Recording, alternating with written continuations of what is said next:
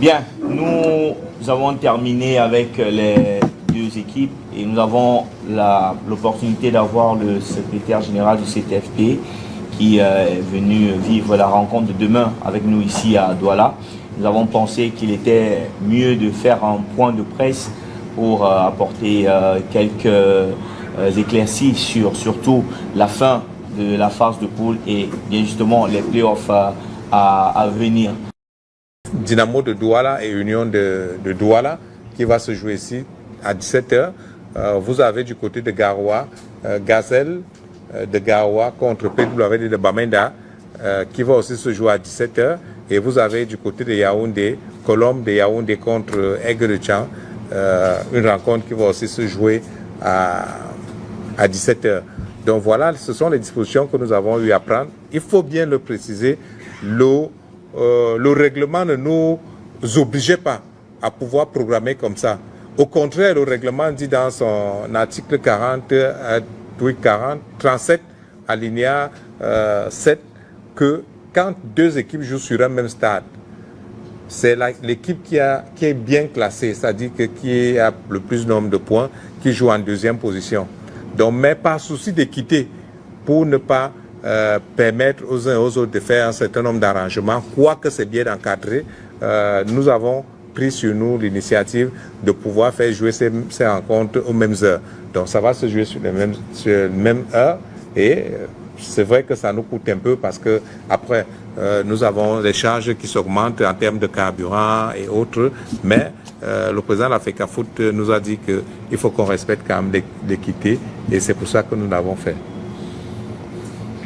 Merci. Bonsoir SG. Raoul Takoufou, c'est mon nom. SG, nous jouons la 14e journée qui démarre aujourd'hui, s'achève demain.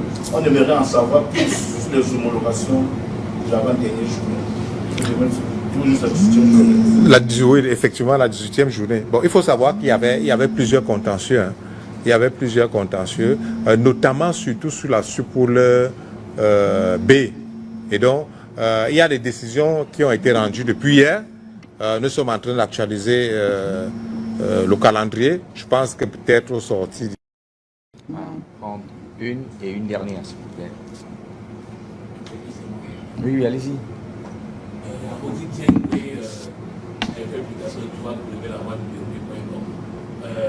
Il y a cela quelques heures, vous avez été au niveau du radio étudiant sur la situation des salaires payés des arbitres. Je n'ai pas très bien compris votre analyse de la situation. Est-ce que vous pouvez revenir là-dessus?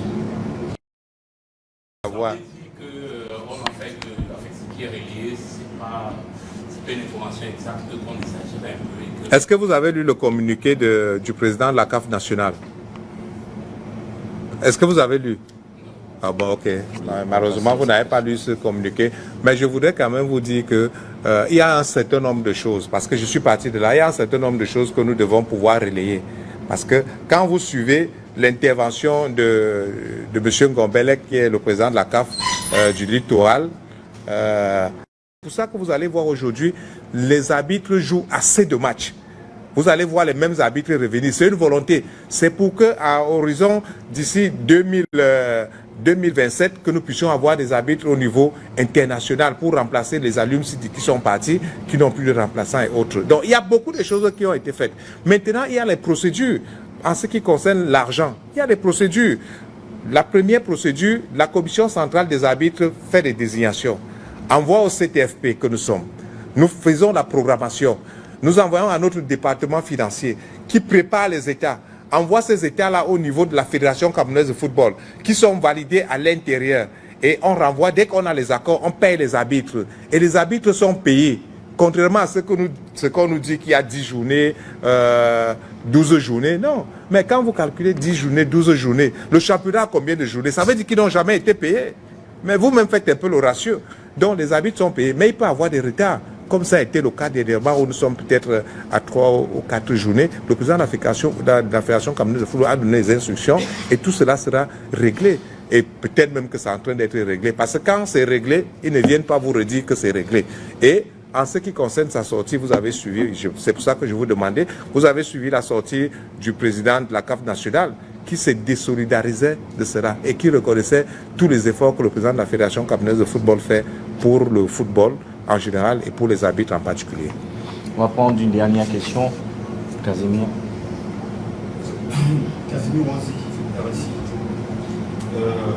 SG, on sait que il y a les playoffs, la deuxième partie du championnat qui se prépare déjà, parce que certaines équipes sont déjà qualifiées. Et vous, au niveau du CTFP, déjà, ça va se jouer pour exactement. Et la deuxième question, est-ce que la MTN Elite One, deuxième partie, la MTN Elite Two, deuxième partie, vont se jouer dans la même ville? Voilà les questions qui vont.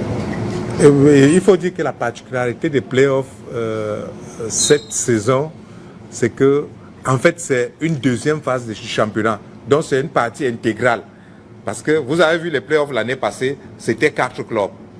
Maintenant, ça dit que c'est vraiment intégral.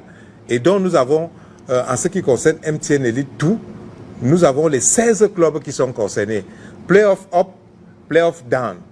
Et ce sont des matchs, quand vous regardez, nous aurons au moins, ça va se jouer en 7 journées. Quand nous avons planifié 7 journées, c'est à peu près 3 semaines et demie.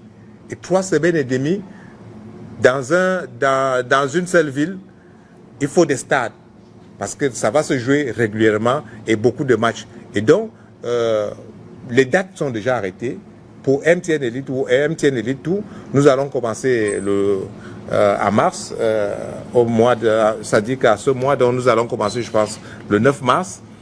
MTN Elite 1, nous allons commencer en avril, au début du mois d'avril, avec la particularité que nous allons d'abord commencer avec les play-off down, parce que de ce côté-là, il y a 11 clubs qui vont jouer, donc il y aura plus de journées, et après nous allons lancer les play-off up à partir après le 14 avril.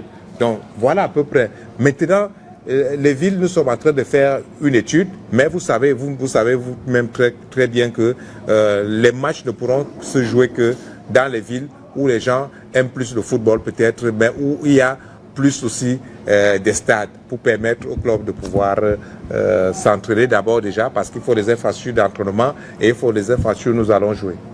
Merci bien, merci SG.